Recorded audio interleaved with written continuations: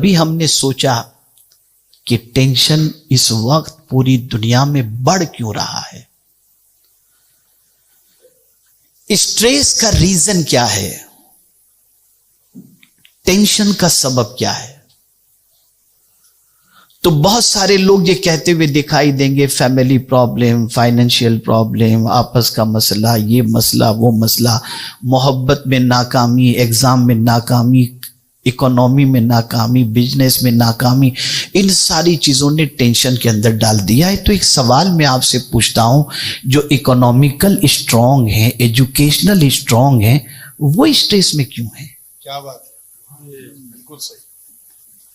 Financial اگر کسی کی پوزیشن ویک ہے اور وہ اسٹریس کے اندر ہے تو سمجھ میں آتا ہے جی،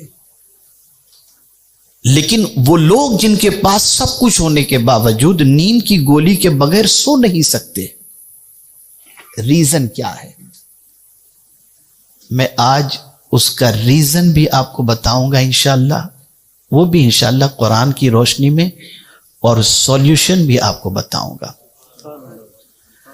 دل اداس رہ رہا ہے، چہرے سب کے مرجھائے ہوئے نظر آ رہے ہیں، جی نہیں لگتا کسی کام میں، یہاں تک کہ مسجد میں جا کر سجدہ کرنے میں بھی جی نہیں لگتا، تلاوت قرآن مقدس میں جی نہیں لگتا، دینی محفلوں میں شریک ہو کر کے جی نہیں لگتا، بے چینی بڑھ رہی ہے۔ آپ کہیں گے بڑی عجیب بات کر رہے ہیں، میں بالکل صحیح بات کر رہا ہوں۔ اچھا قاری قرآن اگر تراویح سنانے کے لیے آ جائے اور حدر سے قرآن پڑھتا ہو تو ٹرسٹی کو شکایت پہنچ جاتی ہے، بڑا لمبا ٹائم لیتے ہیں قاری صاحب، یار کسی جلدی والے کو بلاؤ، تھک جاتے ہیں ہم۔ بالکل نفسیاتی بات، یہ سچویشن بن چکی ہے، یعنی ہماری بیماری اتنی بڑھ چکی کہ علاج بھی علاج نظر آ رہا ہے۔ ریزن کیا ہے؟ اس ریزن کو سمجھو۔ فائنینشیل اگر آپ ویک ہیں، یہ اسٹریس کا ریزن نہیں ہے، تھوڑا بہت ہو سکتا ہے۔ ہیلتھ کے اعتبار سے آپ کمزور ہیں، اسٹریس کا تھوڑا ریزن ہو سکتا ہے۔ فیملی پرابلمز، یہ بھی تھوڑا سا ریزن ہو سکتا ہے، لیکن سب سے بڑا ریزن اسٹریس، ٹینشن، سولوشن، بے قراری، اختلاج قلب، وہ ریزن ہے گناہ، گناہ اور گناہ۔ گناہ سب سے بڑا ٹینشن ہے۔ گناہ کی وجہ سے انسان کمزور ہو جاتا ہے۔ میرا یہ جملہ کہیں نوٹ کر سکتے ہو تو نوٹ کر لیجئے گا، زندگی بھر یہ جملہ کام آئے گا۔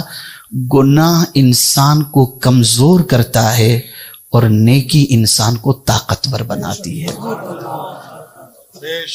گناہ نے بے چین کر دیا، اس لیے کہ گناہ جب انسان کرتا ہے تو دل پر ایک سیاہ نقطہ کر دیا جاتا ہے۔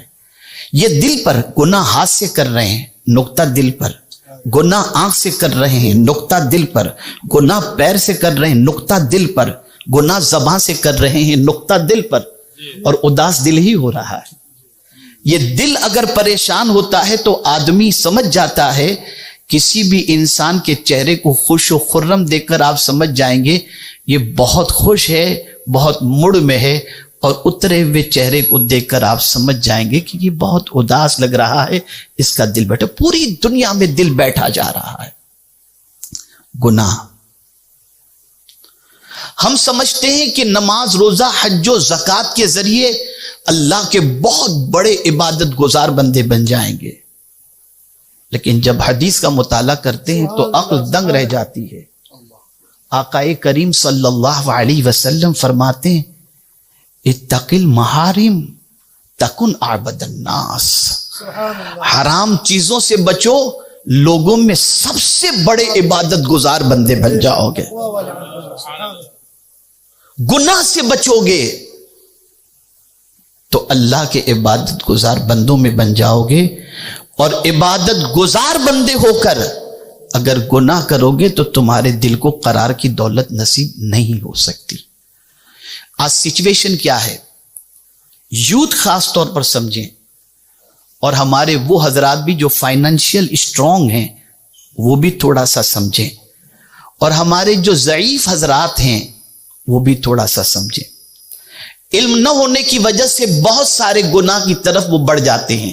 بیٹھے ہیں غیبت شروع ہو گئی، بیٹھے ہیں کبڈی کا کھیل شروع ہو گیا، اس کی ٹانگ گھسیٹیں اس کی ٹانگ گھسیٹیں، چل رہا ہے سب۔ اور اگر ان سے کہا جائے نہ کرو تو چھوڑتے نہیں ہیں۔ جس نے روکا اور جس نے ٹوکا دوسری جگہ جا کر اس کی بھی برائی شروع کر دیتے ہیں۔ یہ بھی بڑی عجیب بات ہے۔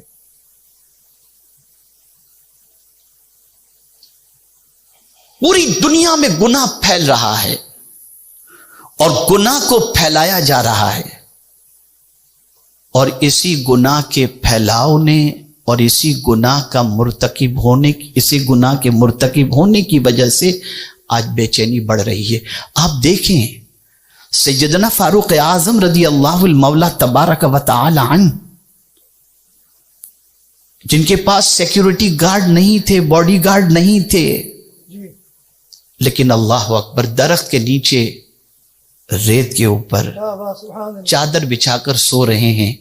فورن منسٹر ملنے کے لیے آتا ہے، پوچھتا ہے امیر المؤمنین کہاں ہیں؟ تو مدینے میں کسی نے بتایا بکریاں چرا رہے ہوں گے۔ جب وہاں پہنچا تو بکری چرانے والا تو نظر آیا، اس سے پوچھا امیر المؤمنین کہاں ہے؟ کہا درخت کے نیچے سو رہے ہیں۔ وہ دیکھو جو سو رہے ہیں نا وہی امیر المؤمنین۔ وہ حیرت میں پڑ گیا کہ جن کے نام سے دنیا کانپتی ہے، جن کے نام سے ایوان باطل میں زلزلہ پیدا ہو جاتا ہے، وہ آرام سے درخت کے نیچے بغیر باڈی گارڈ کے سکون سے سو رہا ہے۔ جا کے قریب چہرے کو دیکھتا ہے، کانپنا شروع کرتا ہے۔ فاروق اعظم کی آنکھ کھلی، دیکھا کوئی باہری آدمی ہے، پوچھا کہاں سے آئے ہو؟ فلاں جگہ سے آیا ہوں، مجھے دیکھنے کے لیے بھیجا گیا کہ آپ نے کوئی لاہو لشکر تیار کر رکھا ہے، کیا وجہ ہے کہ جہاں آپ جاتے ہیں آپ کو فتح مل جاتی ہے، تو میں یہ دیکھنے آیا، کیا آپ ہی امیر المؤمنین ہیں؟ فاروق اعظم نے فرمایا ہاں۔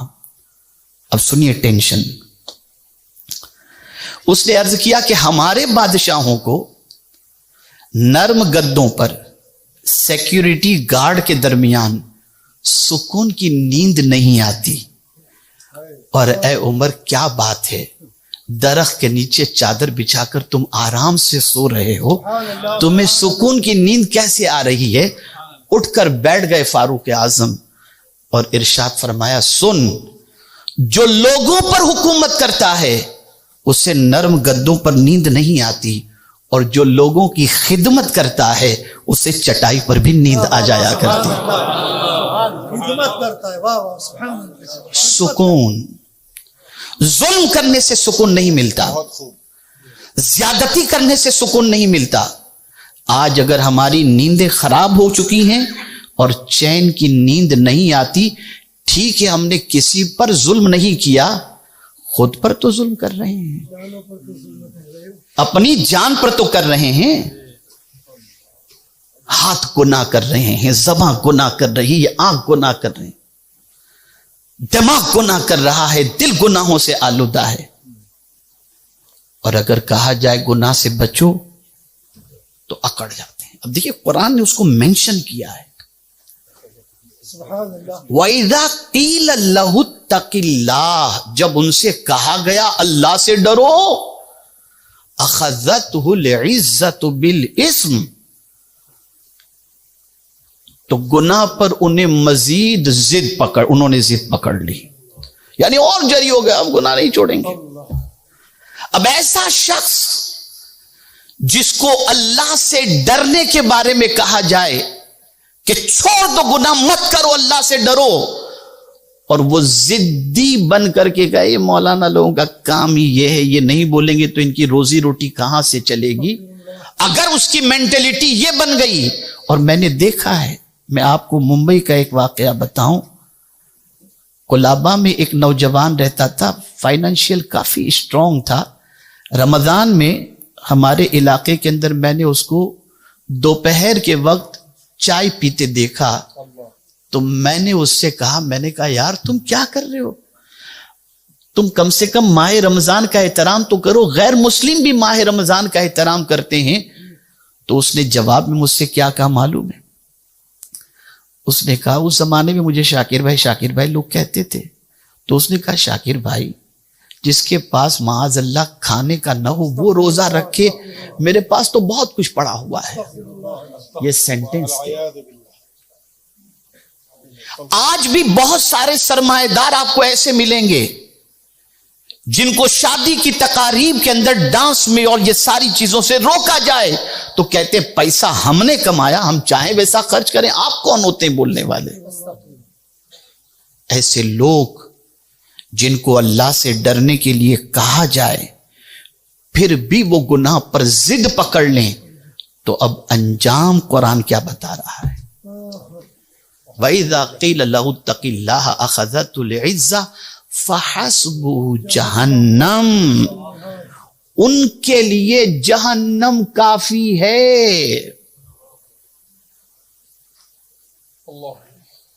اور پھر فرما دیا کہ کتنا ہی برا بچھونا ہے، وَلَبِئْسَ الْمِہَادُ۔ آپ کیا سمجھتے ہیں؟ بچھونا تو آپ کے گھر پر بھی ہے نا، آپ بھی سوتے ہیں تو گدا اچھا ہوتا ہے، پھر اس کے بعد کمفرٹر آپ لیتے ہیں، پھر تکیہ لیتے ہیں، یہ ساری چیزیں سب کے اندر کوٹن یا جو ہے وہ ڈنلوپ وغیرہ جو کچھ بھی ہے فارم وغیرہ اس کا بہت بہترین۔ اس لیے اچھی نیند کے لیے ضروری ہے کہ آپ جس طریقے کے بستر پر سونے کی عادی ہیں اسی طریقے کا آپ کو بستر مل جائے تو سکون کی نیند آئے گی۔ لیکن کہا گیا اس کے لیے جہنم کافی ہے، اور کیا ہی برا بچھونا ہے۔ بچھونے کا لفظ آیا، مہاد کا لفظ آیا، تو وہاں مہاد بچھونا کیسا ہوگا؟ تو سونے کی جو جگہ ہوگی وہ بھی آگ کی ہوگی، اوڑھنے کی جو چادر ہوگی وہ بھی آگ کی ہوگی، تکیہ بھی جو ہوگا وہ آگ کا ہوگا، ساری چیزیں آگ کی۔ اگر آپ سوچیں گے یہ تو بہت بات کی بات ہے، دنیا میں دیکھ لو زندگی جہنم بن چکی ہے، اسٹریس میں آدمی جل رہا ہے، اندر سے تڑپ رہا ہے، اندر سے بلک رہا ہے، زندگی کا سارا سکون اس کا ختم ہو گیا۔ تم کہہ رہے ہو جہالت کی وجہ سے، گھر کے پرابلم کی وجہ سے، میں کہہ رہا ہوں صرف اور صرف گناہ اور گناہ کی وجہ سے۔ ایگزامپل کے طور پر میں آپ کو بتاؤں، ایسی مسجد جو چاہے گجرات کی ہو چاہے کسی اور علاقے کے دیہات کی ہو، جو بالکل چھپڑ کی بنی ہوئی ہو، پترے کی بنی ہوئی ہو، پترے کا شیڈ لگا ہوا ہو اور پنکھا لگا ہوا ہو، راجستھان کے اندر وہ مسجد ہو، 44 ڈگری وہاں پر ٹیمپریچر ہو، آپ کو ظہر کی نماز کا وقت ہوا، نماز پڑھنے جانا ہے، مسجد میں فین بھی ہے یا نہیں معلوم، آپ چلے گئے، آپ نے مسجد میں نماز ادا کی، بغیر پنکھے کے 44 ڈگری ٹیمپریچر ہونے کے باوجود چھپر کی مسجد، پترے کی مسجد، پترے کا شیڈ لگا ہوا ہے، اور آپ اس کے نیچے جو ہے وہ نماز آپ نے ادا کی۔ لیکن جب نماز کے لیے آپ جائیں گے نا تو چہرہ تھوڑا اترا ہوا ضرور ہوگا، لیکن اس مسجد میں نماز پڑھ کر کے جب آپ نکلیں گے تو آپ کے چہرے پر نور نظر آ رہا ہوگا۔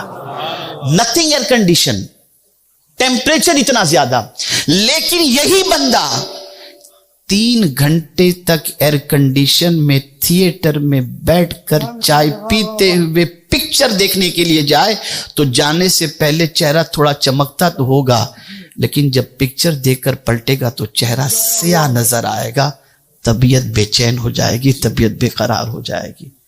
گناہ بے چین کرتا ہے، گناہ بے قرار کرتا ہے۔ اس کو دوسرے اینگل حدیث کی روشنی میں سمجھاؤں۔ آقائے کریم صلی اللہ تعالی علیہ وسلم ارشاد فرماتے ہیں، شیطان دلوں میں وسوسے پیدا کرتا ہے، بات دل ہی کی ہے، دل میں وسوسے پیدا کرتا ہے، اور جہاں کسی بندے نے کہا اللہ، بھاگ جاتا ہے شیطان، اور اللہ قرار کی دولت عطا فرما دیتا ہے۔ اب ذرا سوچو، اندازہ لگاؤ، چھپ کر گناہ یا ظاہری گناہ. قرآن نے پھر ایک جگہ پر فرمایا وَذَرُوا ظَاهِرَ الْإِثْمِ وَبَاطِنَهُ، کھلے گناہ بھی چھوڑ دو اور چھپے گناہ بھی چھوڑ دو. کلیئرلی قرآن کہہ رہا ہے وَذَرُوا، چھوڑ دو.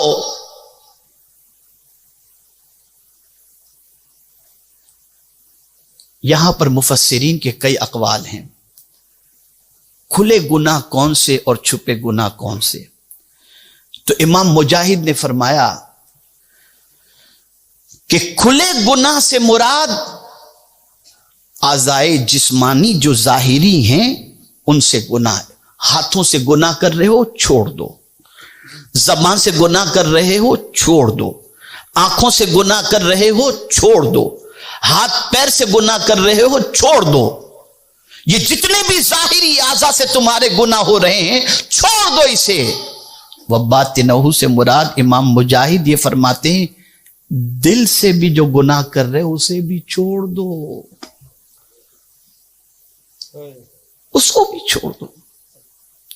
اور اگر نہیں چھوڑتے تو قرآن نے چارج لگا دیا ان الذین یکسبون، بے شک جو کمائی انہوں نے کی آپ اندازہ لگائیں اس کی سزا انہیں ملے گی. اور سیجزون کا لفظ آیا ہے، سین جو ہے یہ بہت قریب، صوفہ بھی قریب کے لیے آتا ہے لیکن سین اور قریب کے لیے. اس سے مراد دنیا میں بھی اور آخرت میں بھی اس کام کی سزا تمہیں ملے گی، بدلہ تمہیں ملے گا. اے رسول اعظم صلی اللہ تعالی علیہ وسلم کے پیارے دیوانوں، ہم لوگ سوچیں کیا گناہ کرتے وقت ہچکچاتے ہیں؟ کیا گناہ کرتے وقت اللہ سے ڈرتے ہیں؟ اتنی بے باکی بڑھ چکی ہے کہ قرآن نے اس کو مینشن کیا بل یرید الانسان لیفجر اماما، بلکہ انسان ارادہ کرتا ہے اس کے سامنے گناہ کرنے کا. وہ دیکھ رہا ہے، معبود برحق دیکھ رہا ہے، پالنہار حقیقی دیکھ رہا ہے، اور وہ دیکھ رہا ہے پھر بھی انسان گناہ کرتا ہے. کتنا دلیر ہو گیا انسان، کتنا بے باک ہو گیا انسان، اور کتنا خوف خدا سے خالی ہو گیا انسان. آج ہم گناہ کرتے نہیں جھجکتے، اور اللہ والوں کا حال یہ کہ گناہ کے تصور سے گناہ یاد آنے کا خیال بھی آ جاتا کہ گناہ ہم سے ہوا تھا، اس تصور سے بھی لرز جایا کرتے تھے اور گناہ کے خیال سے بھی لرز جایا کرتے تھے. ایک صحابی میرے آقا صلی اللہ علیہ وسلم کی بارگاہ میں حاضر آئے، حبشی صحابی تھے. عرض کرتے ہیں یا رسول اللہ صلی اللہ تعالی علیہ وسلم، مجھ سے بہت سارے گناہ سرزد ہو چکے ہیں، میں اگر توبہ کروں تو کیا میرا مولا میری توبہ قبول فرمائے گا؟ آقا کریم صلی اللہ علیہ وسلم نے فرمایا ہاں، اللہ توبہ قبول فرمانے والا ہے. اب اس کے بعد کا سوال سنیے. وہ صحابی عرض کرتے ہیں یا رسول اللہ صلی اللہ تعالی علیہ وسلم، کیا مجھے گناہ کرتے میرے مولا نے دیکھ لیا ہے؟ کیا گناہ کرتے میرے مولا نے مجھے دیکھ لیا؟ آقا کریم صلی اللہ علیہ وسلم نے فرمایا ہاں. اتنا سننا تھا، ایک چیخ ماری اور روح پرواز کر گئی.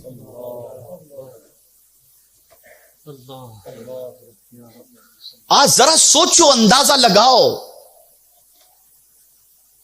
ہم پوری دنیا میں شکایت اور شکوہ کر رہے ہیں کہ زمین پیروں کے نیچے سے کھسک رہی ہے، آبرو لوٹی جا رہی ہے، مقام فنش ہو رہا ہے، مرتبہ ختم ہو رہا ہے، دولت، یہ ساری چیزیں ہم ساری شکایت کرتے ہیں. کبھی ہم نے اپنی زندگی کے بارے میں غور کیا کہ یہ کیوں ہو رہا ہے؟ قرآن سے ہم نے پوچھنے کی کوشش کی کہ مولا نعمت دے کر چھین کیوں رہا ہے؟ اس نے بہت کچھ ہمیں دیا. آپ دیکھ رہے ہیں نا مہنگائی کتنی بڑھ گئی یو کے اندر، آپ دیکھ رہے ہیں پوری دنیا کی یہی پوزیشن ہے.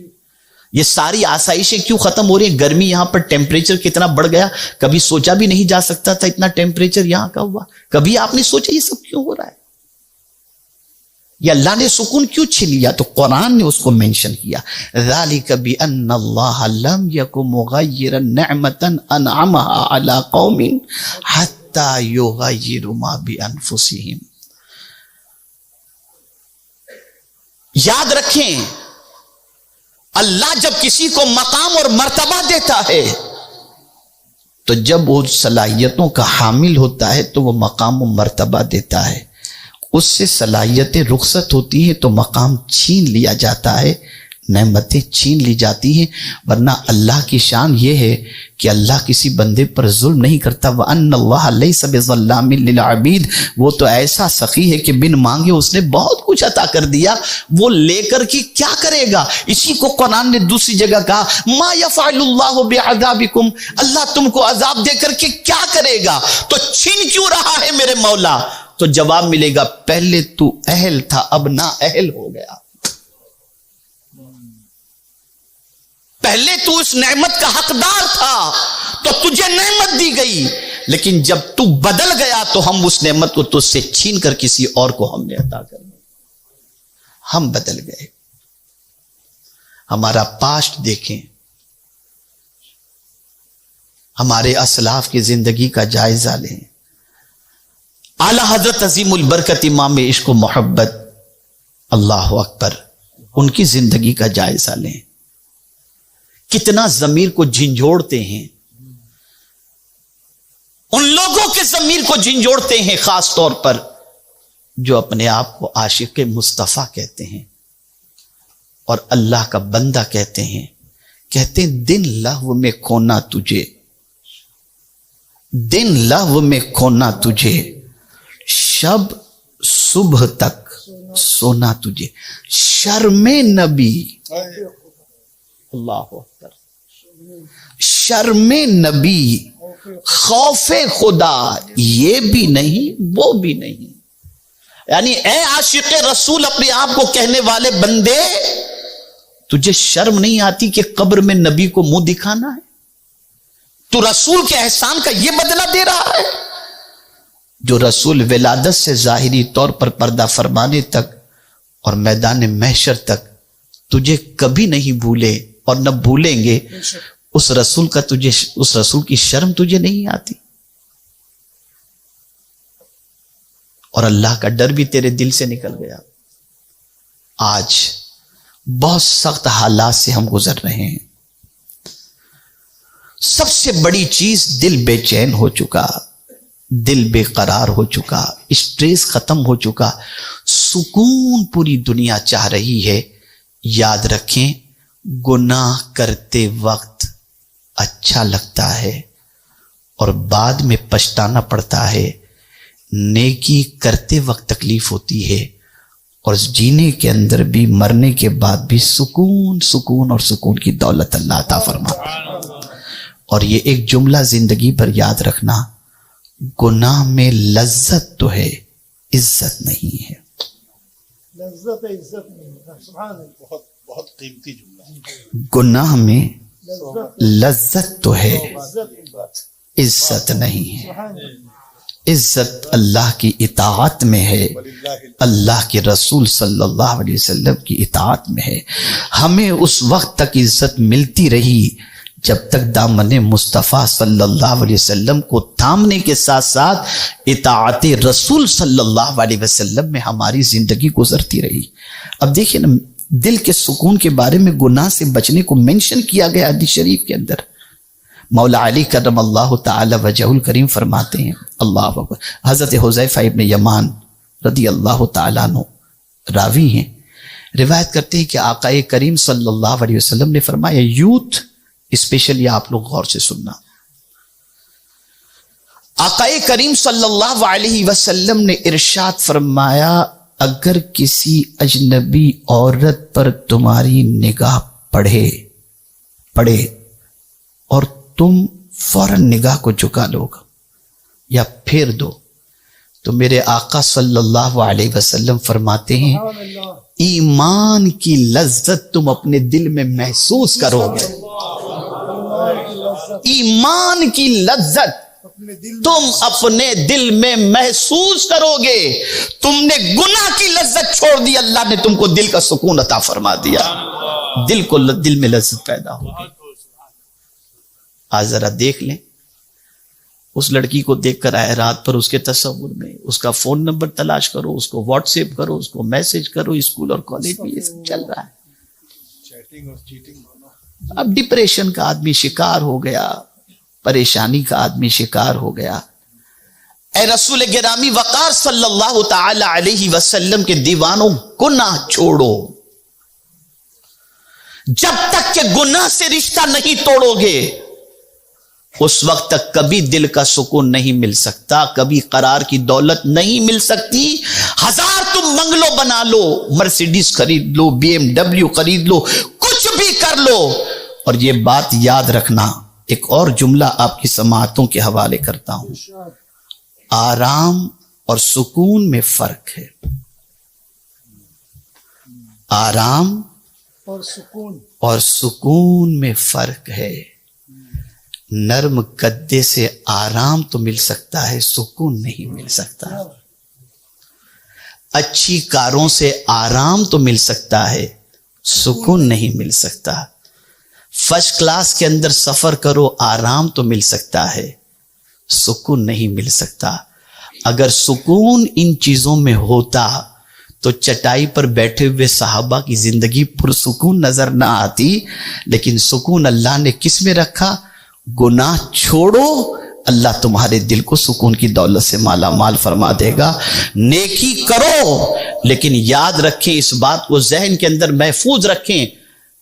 حضرت عبداللہ ابن مبارک رضی اللہ تعالی عنہ فرماتے ہیں, اللہ اکبر, بڑی پیاری بات ارشاد فرماتے ہیں.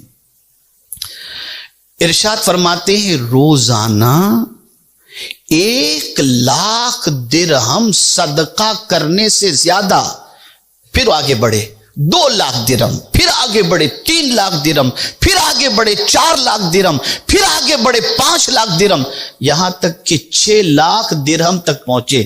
اور کہا روزانہ 6,00,000 درہم صدقہ کرنے سے زیادہ میں بہتر یہ سمجھتا ہوں کہ اپنے وجود کو اللہ کی نافرمانی سے بچا لوں.